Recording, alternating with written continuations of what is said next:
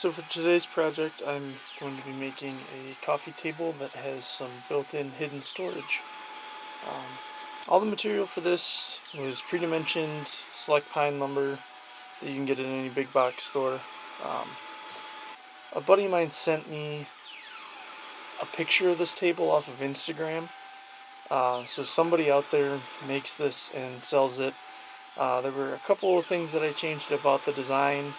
Um, just to kind of make it my own a little bit, and so this is my adaptation of that table.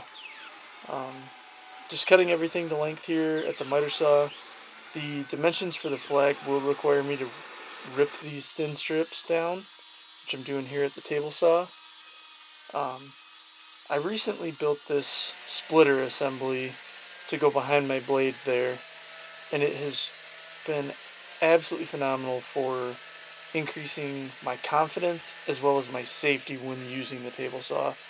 You can see in these shots here that the pine has a tendency to pinch back on itself, and that splitter assembly keeps that pinching action from happening right behind the blade, therefore reducing the chances of kickback drastically. Feed rate's a little bit slow here on the table saw. It's only a 1 horsepower contractor saw, so all of this footage is sped up. But you can see here how that board just closes back up at the leading edge as I'm putting it through the saw, but that splitter assembly helped everything quite nicely. So now I'm laying out all the stripes in their orientation and then marking which ones are going to be dark stripes versus light stripes. For the union, I pre-made this panel, and then a guy that I used to work with, actually, he runs a woodworking business, Average Joe's Woodworking. He has an Inventables CNC. He makes a ton of flags like this, so I told him what the dimensions needed to be, and super thankful that Joe was able to help me out, so thank you very much to him. That 60-degree V bit put a really nice detail into the flag and really gave it some dimension there in the union. So now I'm just squaring up the panel, cutting everything to its final size so that it can sit proportionally with the stripes. I will go back and touch up the edges of this as well. Everything here was done, as far as staining the wood, was actually done with a torch, so it's pretty easy to go back and uh, put that color back onto the wood if it gets cut away or sanded off or anything like that. So there's a dry assembly. I'll come back to finishing the flag up later. What I'm doing here is gluing the legs together. They're just lap joint, or they're just butt joints here, face grain to edge grain. Strong joint, but everything sealed up nice and tight. You could hardly tell where the joint was by the time everything was done here. So now I'm drilling pocket holes for the main table body assembly here. Use these little corner clamps. They help pretty good, but steep angle pockets just aren't really the way to go. You're always going to have issues of the board moving on you. A little bit of glue in there to help kind of reinforce the joint, and I am using my drill with a clutch setting there instead of a driver to keep from overdriving the screws.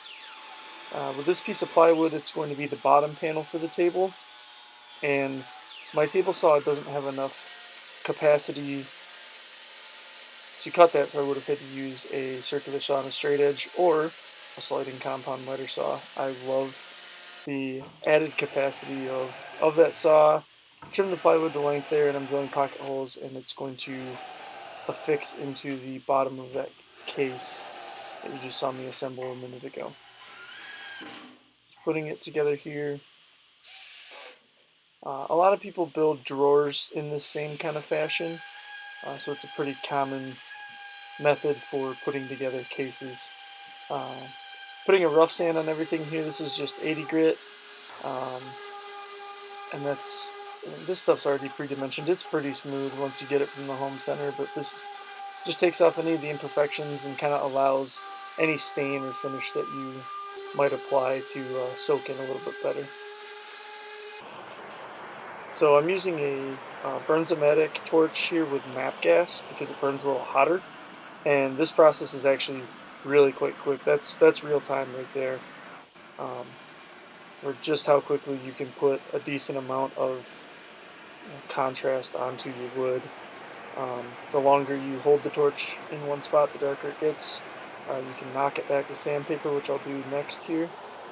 But this was a really fun process. It did cost me all of my workbench tops, as you can see there. So now I'm just using 220 grit and just very, very lightly, quickly going over everything just to kind of even the color out and still allow it to take clear. It takes that kind of sheen from the burn off of everything. I'm getting ready to glue the flag together here, so I put tape over the face of all of my stained or burnt stripes so that any glue squeeze out was not an issue. I'm also using Titebond Quick and Thick here. It has a really, really fast open time, and it dries clear. I did end up having some issues with the strength of the glue, just for the amount of torque that gets put into the table when you lift it open.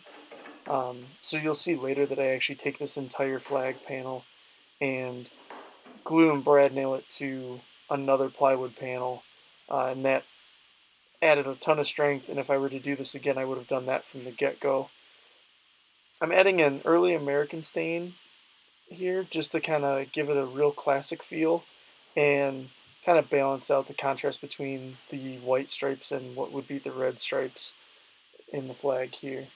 I did use a Q-tip and get down into the stars on the Union, and it's just absolutely game-changing to see how quickly a coat or two of stain will change everything up here. So you can see some imperfections there during handling, and the best way to clean that up from what I saw was just take a rag with some mineral spirits like I am here and just a little bit of elbow grease. It'll take those smudges from having stain on my gloves there, um, and takes that top little layer of stain off without doing any damage to the consistency of the actual burning that I did. So now I'm using my HVLP gun here, spraying on lacquer. That's kind of my go-to finish, especially for the spray gun application like this. It lays down really, really easy. I've got my dilution mixture and my settings for the gun pretty well dialed in. I think I went with around like 6 or 7 coats. I laid it on pretty heavy just because it's going to be a piece of furniture in a living room, and if you have pets or kids or both, then it's certainly, adding to the level of protection that the piece of furniture has. It's just a satin finish, so not adding a ton of gloss, just a light sheen. Taking my time to make sure that everything goes down nice and even, nice and flat. And it just, this combo just worked really, really well. I'm really happy with how it came out. So the inside of this table is going to house this Kaizen foam here. You can pick this stuff up on Amazon, and it's all layered so you can cut it away. People use this in their toolboxes and in all kinds of other various applications. So just cut it really quick at the bandsaw to its appropriate dimensions, and then added a couple of runners inside of the case there, glue and brad nails just to hold that Kaizen foam in place. Originally, when I was designing this table, and the design that I saw from the Instagram pictures, um, were that this top would be on drawer slides. And I tried to make that work with some full extension soft close slides, and I just couldn't get it to go. I think if you were going to try to stick with that route, you'd have to use undermounts, like some nice Bloom undermount drawer slides. Regular drawer slides obviously are not meant to hold in that flat orientation, so I was having all kinds of problems. So these pieces of aluminum here are to cover up all the screw holes from taking the drawer slides on and off. Um, you know, they are covering a mistake, but it's a cool little trim detail. And I like kind of the added industrial dimension that it adds to the project here. So, like I said, I had to put the flag on a plywood panel. So I'm just putting on a hardwood edge banding here just to cover up all the plies, and then painting the bottom of it black just like I did with the flag. I come back and throw a couple coats of clear on it as well, just to have it done, because the outside of the table is what really matters. Once you open it up, you want everything to be kind of uniform, so that's why I just painted the underside of everything black. Now I'm attaching the legs to the table base here. I'm using lag screws with a washer. So I just pre-drilled the holes in the legs themselves, transferred that hole into the case of the table, and then put the lag screws in. So it goes together really, really easy. Um, Here is the video proof that some men do actually read instructions when they have no idea what they're doing. These torsion hinges from Rockler are phenomenal. They're pretty expensive, but they get the job done. These are the 60-inch pound ones. They do have a calculator for how many hinges you need and at what rating and so on and so forth. But I just bought two of the heaviest ones because I figured that would do it for this application, and it worked out great. Um, so you can see there from hinges and putting the hinges in the wrong spot twice. I ended up adding some more aluminum trim pieces on either side of the hinges here, but if you read the instructions and take your time, they really do work wonders, and they go on quite easily.